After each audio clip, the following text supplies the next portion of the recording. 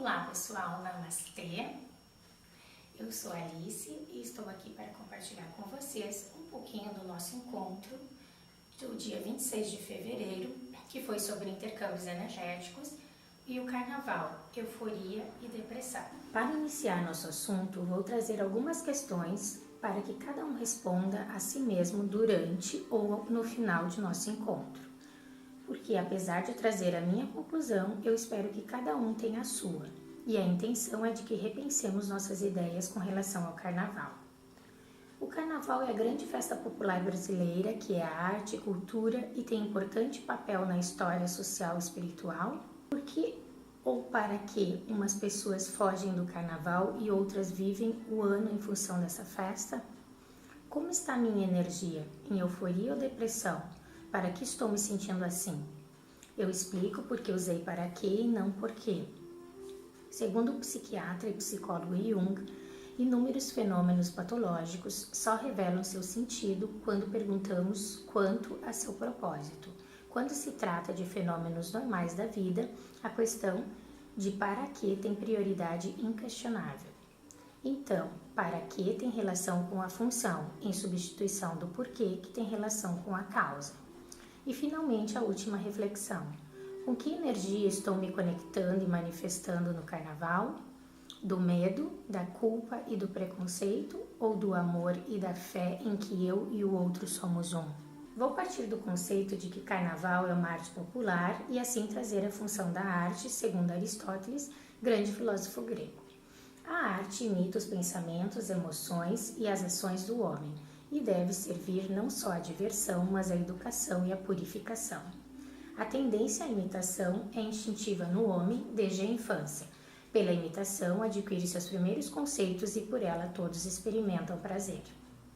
Essa purificação de que fala Aristóteles é o que chamamos hoje de catarse, ou seja, um escoamento das nossas emoções.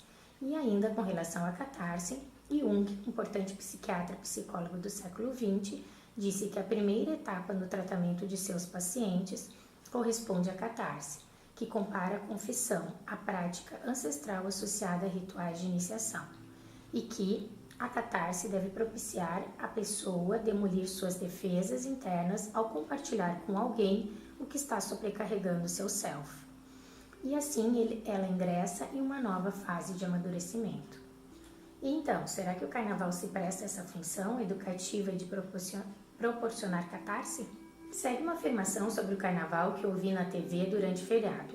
O carnaval de rua traz alegria e reflexão, crítica e humor. Minha ideia aqui é de que pensemos se concordamos ou discordamos e por quê, e que ao final cada um reavalie suas respostas. A seguir apresento algumas informações históricas sobre o carnaval. Segundo alguns historiadores, as origens das festividades do carnaval se encontram na antiga Suméria e Egito há mais de 5.000 anos. No Egito, a festa era nada mais do que dança, canto e os participantes usavam máscaras e fantasias como símbolo de ausência de classes sociais. O carnaval era uma prática religiosa ligada à fertilidade do solo. Os foliões comemoravam o retorno da primavera e a benevolência dos deuses. No Egito, os rituais eram oferecidos ao deus Osíris por ocasião do recuo das águas do rio Nilo. Na Grécia, a Dionísio, em Roma, várias entidades mitológicas eram adoradas, desde Júpiter até Saturno e Baco. Na cultura celta, a comemoração representava a passagem do tempo do inverno para a primavera, e tem inclusive uma frase de um texto alemão do século VIII que diz: no mês de fevereiro deve-se deitar fora o inverno. Então podemos perceber nessas antigas comemorações que deram origem ao carnaval um significado de renovação da natureza, de um novo ciclo. E não só os animais e vegetais padeciam no inverno. Muitas pessoas morriam nesse período devido às condições climáticas e falta de alimentos. Alguns autores defendem a relação entre a Saturnália e as comemorações do carnaval, devido ao caráter de inversão da ordem social ocorrido nos dias das festividades. Destaco aqui o caráter de inversão da ordem social que retomaremos mais adiante com as informações do carnaval na Idade Média. E antes vamos saber um pouquinho mais sobre essa mitologia grega e romana que compõe nosso inconsciente coletivo, Baco e Saturno. E falando nesse poderoso deus do tempo, trago tópicos da astrologia. Baco na mitologia romana e Dionísio na grega era filho de Zeus e uma mortal. e foi gerado nas coxas do pai. Disse que foi Dionísio quem primeiro estabeleceu uma escola de música e também relaciona-se ao teatro, ao vinho, à alegria e seres da natureza. Um jovem risonho e festivo, o protetor dos que não pertencem à sociedade convencional e, portanto, simboliza tudo que é caótico, perigoso e inesperado. Tudo que escapa da razão humana que só pode ser atribuída à razão imprevisível dos deuses. Saturno na mitologia romana e Cronos na grega é deus do tempo, que depois de destronado por seu filho Zeus, foi mandado para a terra e foi louvado pelos homens. Sua imagem é de um velho com asas, tendo na mão uma foice ou uma ampulheta. Na Babilônia, conhecido por Assur, era simbolizado por um velho, tendo ao seu redor um círculo que representava o tempo, sem começo ou sem fim. Os egípcios o chamavam de o gerador superior. Horus. O que são esses ciclos de Saturno e por que são tão importantes em nossa vida? Para nos ajudar nessa questão, segue parte de um texto do site Somos Todos Um. Ciclo é um intervalo de tempo entre um evento e outro, ou uma série de eventos, e que pode se repetir regularmente. Ciclo é também uma execução completa de um fenômeno ou uma sequência de eventos, que se repetem periodicamente. Portanto, quando ocorre um ciclo, podemos experimentar novamente um acontecimento que já ocorreu no passado. Toda a nossa compreensão mental do mundo depende dos ciclos, já que são eles que nos fornecem os meios para aprender, crescer e amadurecer e compreender com o fenômeno da repetição. A palavra ciclo deriva de um antigo termo grego que significa círculo. A própria mandala astrológica é um círculo, e sabemos que o círculo é um dos símbolos mais poderosos da nossa humanidade. Saturno é a nossa consciência individual e no curto prazo pode ser restritivo e até destruidor, mas no longo prazo é criativo e evolutivo. Ele nos ajuda a crescer e a assumir responsabilidades, a separar o joio do trigo, a poupar as boas sementes para o replantio. Nos fortalece com a escassez para que não desperdicemos na abundância. Os ciclos de Saturno, deus da matéria e senhor da cristalização da vida, são os mais proveitosos de todos, e quem se recusa a usufruí-los é realmente infeliz, desperdiça sua vida, criando consequentemente um retorno mais difícil. Então, a partir desse texto me surgem novas reflexões. Por que será que as festas que deram origem ao carnaval eram em homenagem a Saturno, que tem tanta importância para a nossa vida física, emocional e espiritual? E como nos desconectamos tanto dessa origem? Ou melhor, por que não percebemos no carnaval atual essas antigas e fortes relações? Ou percebemos? Para nos ajudar nessas reflexões, trago parte de estudos de Bakhtin, um grande filósofo russo do século XX, sobre carnaval na Idade Média, que ele chama de dualidade do mundo. Os festejos do carnaval ocupavam um lugar muito importante na vida do homem medieval. Nenhuma festa se realizava sem uma organização cômica, por exemplo, a eleição de rainhas e reis para rir, satirizando o poder opressor. Na antiguidade, dentro de um regime social que não conhecia ainda classes nem Estado, os aspectos sérios e cômicos da divindade, do mundo e do homem eram igualmente sagrados, oficiais. As festividades em todas as suas fases históricas ligaram-se a períodos de crise, na vida da natureza, da sociedade e do homem.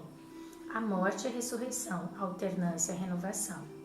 Na Idade Média, as festas oficiais tendiam a consagrar a estabilidade, a imutabilidade e a perenidade das regras, da verdade dominante que assumia papel de verdade eterna, e ao contrário, o carnaval era o triunfo de uma liberação temporária, de todas as relações hierárquicas, privilégios, regras e tabus. O riso carnavalesco é ambivalente, alegre e cheio de alvoroço, mas ao mesmo tempo burlador e sarcástico, nega e afirma, amortalha e ressuscita simultaneamente. Bakhtin nos mostra que as festas de carnaval na Idade Média eram a possibilidade de se criar ou representar um segundo mundo, inverso ao mundo real oficial, onde quase todos viviam reprimidos e a maioria do povo não tinha motivos para rir, nem podia se divertir. Assim, o carnaval era uma busca por alguns momentos de liberdade, numa sociedade onde todas as classes eram extremamente engessadas por obrigações sociais.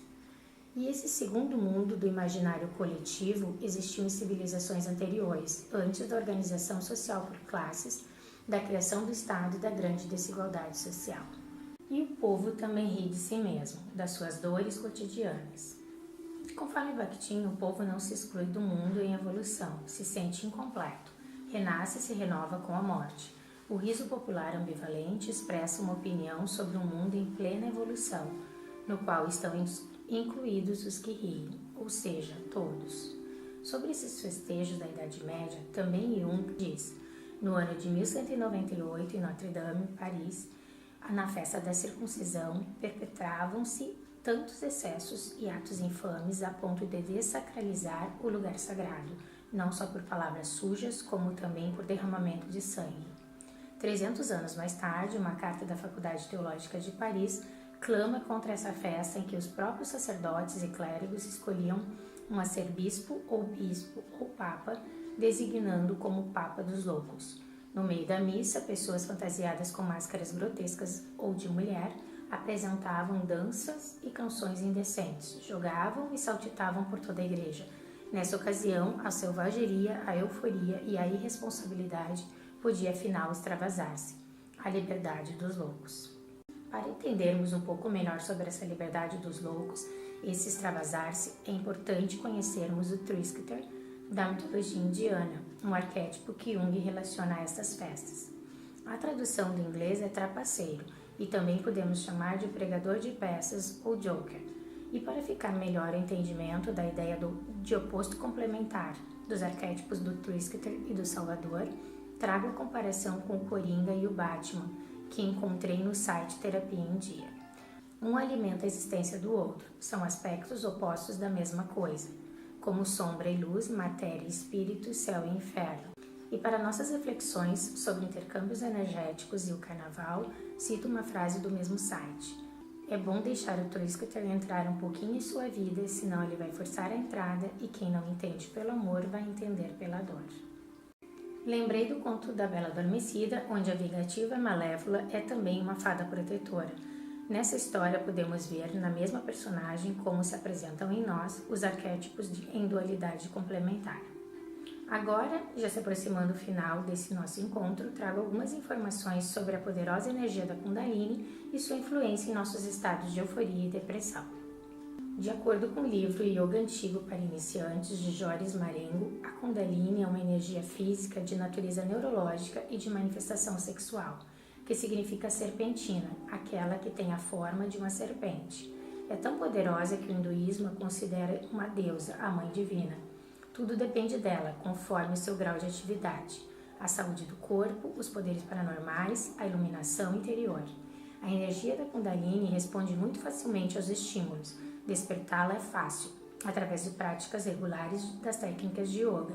Difícil é conduzi-la com disciplina, ética e maturidade. No site Cura e Ascensão encontramos: um efeito muito comum do despertar prematuro da Kundalini é levá-la a fluir para baixo, no corpo, e não para cima, excitando assim as paixões mais indesejáveis. Tais homens tornam-se sátiros, monstros de depravação. O dragão, exemplo de serpente alada, traz em suas asas o tom da espiritualidade inerente ao símbolo. Aliás, entre os chineses, butaneses e outros povos do Oriente, não se faz distinção entre a cobra e o dragão. Suas imagens são intercambiáveis. Há um símbolo celta em que o dragão que morde a própria cauda é branco da metade do superior do círculo e negro em sua parte inferior, reforçando a noção de complementariedade dos opostos. A ascensão da energia é o caminho para a libertação. É chegar à percepção de que o universo está dentro de cada um de nós. A descida da Kundalini é o caminho da manifestação. E podemos pensar aqui no porquê dessa representação da Kundalini por um dragão que queima, que destrói. Ou melhor, para quê? Eu acredito que para uma reconstrução e autocontrole. Até porque, de acordo com o livro A Sacerdotisa Celta, o fogo representa a energia do sol, ligada às transformações e ao desejo, energia que nos impulsiona, fortalece através da coragem. Em desequilíbrio, as energias do fogo nos deixam fracos, com raiva, problemas digestivos, distúrbios sexuais. E temos também na mitologia indiana o terceiro olho de Shiva no centro da testa, que representa o fogo, um olhar que queima para mudar os velhos hábitos. Os outros olhos de Shiva representam o sol e a lua. Reaparece aqui a ideia de opostos complementares e a renovação que as festas de carnaval representaram ao longo da história.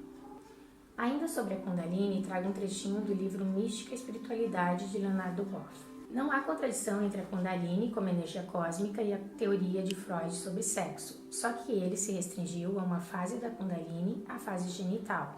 Os místicos do yoga dizem que uma verdadeira experiência de amor tem sua dimensão genital, mas se ela se restringir a essa dimensão, é extremamente encurtada. Ela deve passar por todos os 7 chakras até chegar ao sentimento interior, a experiência da infinitude, da iluminação, que capta a dimensão cósmica do amor. Então, na tentativa de fazer uma conclusão, ou melhor, uma junção das ideias compartilhadas aqui, trago uma parte de um texto da Nova Acrópole de Portugal. Desde os tempos mais remotos, o carnaval desempenhou uma função social muito importante, ao ajudar a sociedade a libertar-se de suas tendências reprimidas, permitindo a sua exteriorização momentânea. É uma exorcização, libertação, para renascimento e renovação. Em todas as mitologias, Saturno é o símbolo do Deus iniciador, é o tempo que experimenta a alma do aprendiz, é símbolo da paciência e da perseverança que nos conduz. A vida é um grande teatro e cada um de nós possui a sua máscara, a sua personalidade terrena. Lancemos por terra esta máscara de ilusão, para que tenhamos consciência de quem realmente somos. As Saturnais terminavam com todo o povo unido ao sacerdote, o qual subia ao Capitólio para reacender o fogo da cidade, o fogo da inteligência que consome a ignorância. E deixo para vocês também 2 dicas de filmes. O primeiro é Divertidamente, um filme infantil onde aparece a alegria, o medo, a tristeza, a raiva e o nojo, todos juntos interagindo e regendo as relações de uma família. É realmente divertido e para mim tem relações importantes com o que falamos por aqui. E o segundo é o filme Hellboy, que tem uma frase que adoro: na ausência de luz, a escuridão se manifesta. E que conta sobre um filho do diabo que foi acolhido amorosamente e criado desde bebê por um cientista. Quando adulto, Hellboy ajuda o governo a eliminar energias do mal que querem dominar a Terra. Então, que amorosamente, elevando a nossa energia, iluminemos e abracemos sem apego, sem culpa, sem medo e sem preconceito a todas as nossas partes, representadas em mim e no outro, e dispersas em diversos tempos do nosso planeta. E assim que honremos o Carnaval e todas as nossas experiências na Terra. Deixo para vocês, então, o convite para o nosso próximo encontro, que será dia 26 de março, às 17 horas, com o tema Reflexões sobre o autoconhecimento para desenvolver o amor próprio. Gratidão e Namastê!